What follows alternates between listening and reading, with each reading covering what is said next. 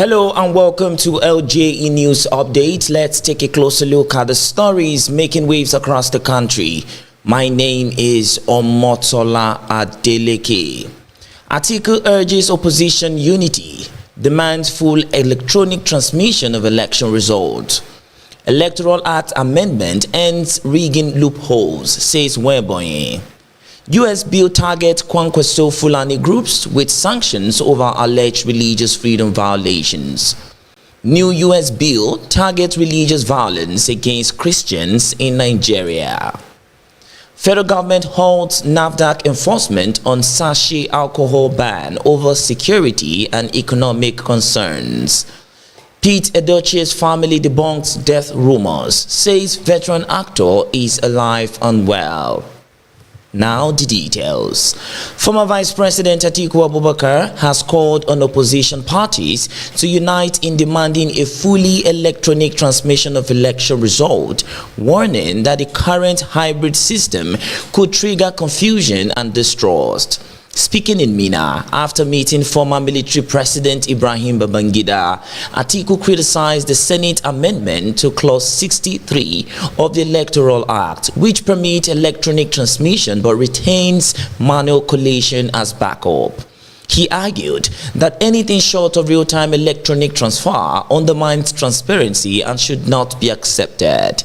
Atiku dismissed speculation about his 2027 ambition, saying he is focused on strengthening the ADC nationwide.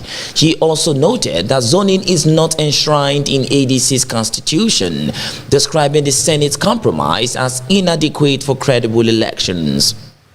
Also, Senator Nwaebonyi, Ebonyi North Senator, says the National Assembly's latest amendment to the Electoral Act has shut the loopholes that previously enabled election manipulation.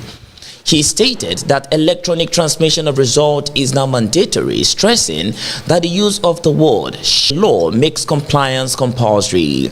According to him, embedding the provision directly in the Act distinguishes it from the 2022 version and strengthens its legal standing beyond INEC's operational guidelines. He argued that in any conflict, the Electoral Act supersedes INEC regulations, including those on IREV. Nwaebonyi maintained the reform would reshape future election litigation but urged political stakeholders to remain vigilant.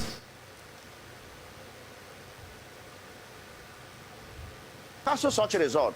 So I believe that all fears has been cleared and Nigeria should jettison politics to be patriotic for once. But that notwithstanding, we've received, praises from majority of Nigerians on what we did, because what was an issue is to make it mandatory for the result to be transmitted electronically, and that is what we have done. The provision downwards does not suffice. It's saying in case where such thing happens. Because if we didn't put that provision, it also urges the United States Secretary of State to consider designating certain militias as foreign terrorist organizations. The legislation calls for humanitarian aid to Nigeria's Middle Belt through trusted faith-based groups. While U.S. lawmakers cite persistent attacks on vulnerable communities, Abuja maintains that the country's security crisis is complex and not driven solely by religion. United States lawmakers have introduced the Nigeria Religious Freedom and Accountability Act of 2026, H.R. 7457.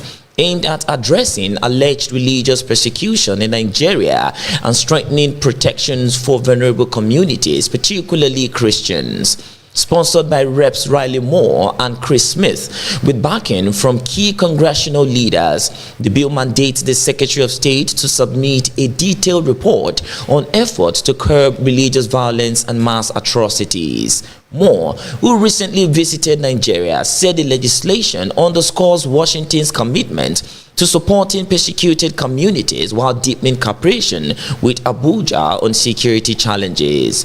Rep. Smith argued that denying the crisis has worsened attacks, urging decisive action. The bill follows